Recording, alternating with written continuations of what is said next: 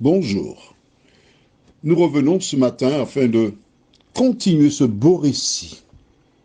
Rappelle-toi, nous avons vu que à l'origine, Dieu donna une alimentation spécifique à l'homme, ainsi qu'aux animaux. L'entrée du péché changea la donne, mais le projet idéal de Dieu, c'est une alimentation exempte de produits carnés. Nous lirons aujourd'hui dans Daniel chapitre 1, les versets 10 à 14. Mais juste avant, prions. Notre Seigneur, notre Dieu, nous continuons ce récit qui nous conduit vers les idoles, car c'est ça l'objectif. Tandis que nous prenons la parole, merci de nous aider à la comprendre. Cet esprit, dirige-nous dans toute la vérité, nous t'en prions. Au nom de Jésus et pour ta gloire éternelle. Amen. Nous découvrons que les enfants d'Israël avaient des pratiques, des coutumes dictées par Dieu, et tandis que les autres avaient une coutume dictée par l'autre. Lisons Daniel 1, verset 10 à 14. Le chef des eunuques dit à Daniel, « Je crains mon Seigneur, le roi, qui a fixé ce que vous devez manger et boire. Car pourquoi verrait-il votre visage plus abattu que celui des jeunes gens de votre âge? Vous exposeriez ma tête auprès du roi. » Alors Daniel dit à l'intendant à qui le chef des eunuques avait remis la surveillance de Daniel, de Hanania, de Michaël et d'Azaria, « Éprouve tes serviteurs pendant 10 jours, et qu'on nous donne des légumes à manger et de l'eau à boire. Tu regarderas ensuite notre visage et celui des jeunes gens qui mangent les mets du roi. Et tu agiras avec tes serviteurs d'après ce que tu auras vu. » Il leur accorda ce qu'ils demandaient et les éprouva pendant 10 jours. La Bible ne nous donne pas tous les détails. Ce que tu viens de lire, ce n'est pas tout à fait juste. Eh oui, ce n'est pas tout à fait juste.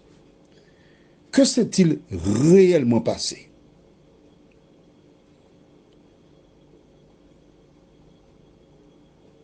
Je te le dis, mais tu gardes ça pour toi. Ne dis pas ça à tout le monde.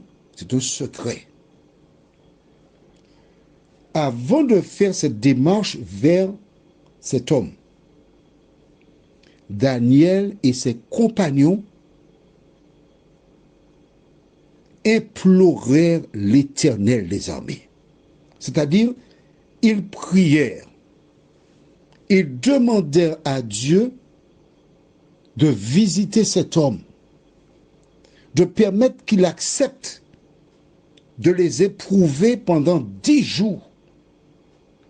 Il demanda aussi à Dieu, Daniel, ses compagnons, tous, ils demandèrent à Dieu, Seigneur, fais un miracle pour nous. Permets que pendant ces 10 jours, tu transformes nos corps et que tu permettes à cet homme de voir qu'il était dans notre intérêt de ne pas manger les mets du roi.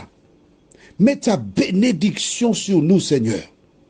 Nous croyons en toi. Vois-tu, quelle que soit l'action que tu poses, il faut toujours donner à Dieu la direction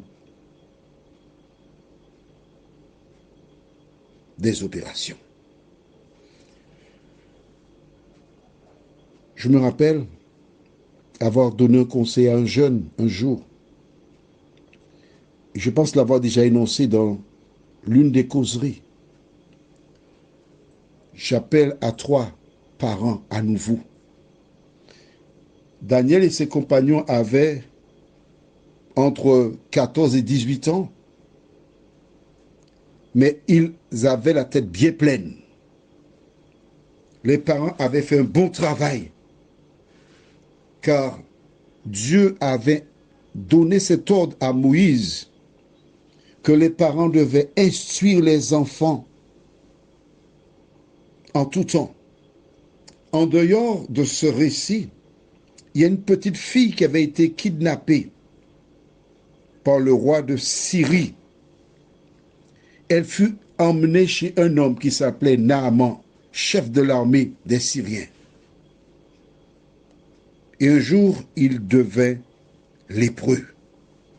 Cette petite fille, qui était aussi une captive, avait la foi, la conviction que son Dieu faisait des miracles par le biais du prophète.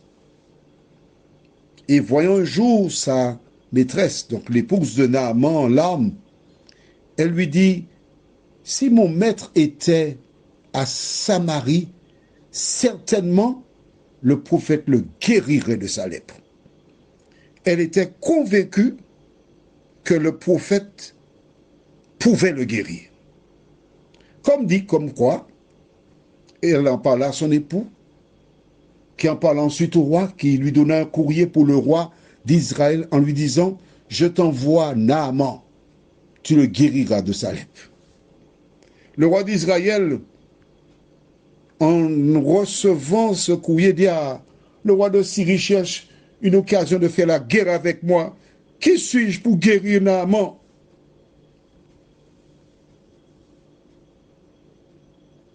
Et cela parvint aux oreilles du prophète Élisée qui dit, envoie-le vers moi. Naaman arriva à la demeure d'Élisée qui lui indiqua ce qu'il devait faire. Il fut guéri. L'objectif pour moi n'est pas de, tant que cela, te raconter ce récit, mais te montrer comment les jeunes Hébreux, quand ils étaient emmenés en esclavage, ils étaient des ambassadeurs. Ils représentaient l'Éternel. Ils n'avaient pas honte d'exposer leurs convictions, leurs croyances, leur foi, et restaient fidèles à leur engagement. Le chef des eunuques, en entendant Daniel, lui dit, mais je crains mon Seigneur le roi, hein? C'est lui qui a fixé la règle. Pourquoi verrait-il votre visage plus abattu que celui des jeunes gens de votre âge? Vous exposeriez ma tête auprès du roi. Vous mettrez ma vie en péril. L'homme craignait pour sa vie. Il avait de bonnes raisons. Parce que on ne badine pas avec l'ordre du roi. C'est du sérieux.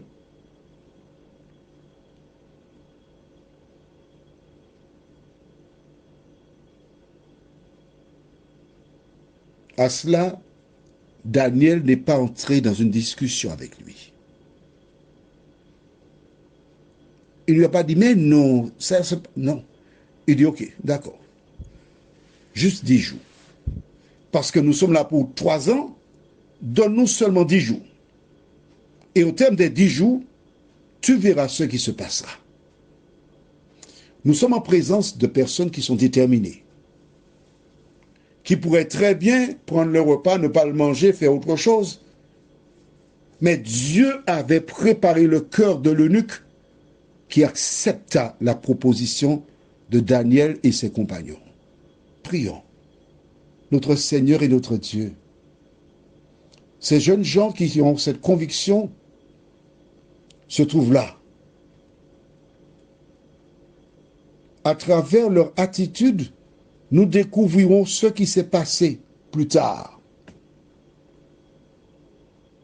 Merci de nous conduire, Seigneur, à travers cette étude. Merci de nous conduire à travers la vie. Merci de nous diriger dans le chemin que nous devons suivre. Merci de nous aider à tirer les leçons de ce que nous étudions. Nous t'avons prié au nom de Jésus et pour ta gloire éternelle. Amen. Je te souhaite une bonne journée sous le regard de Dieu.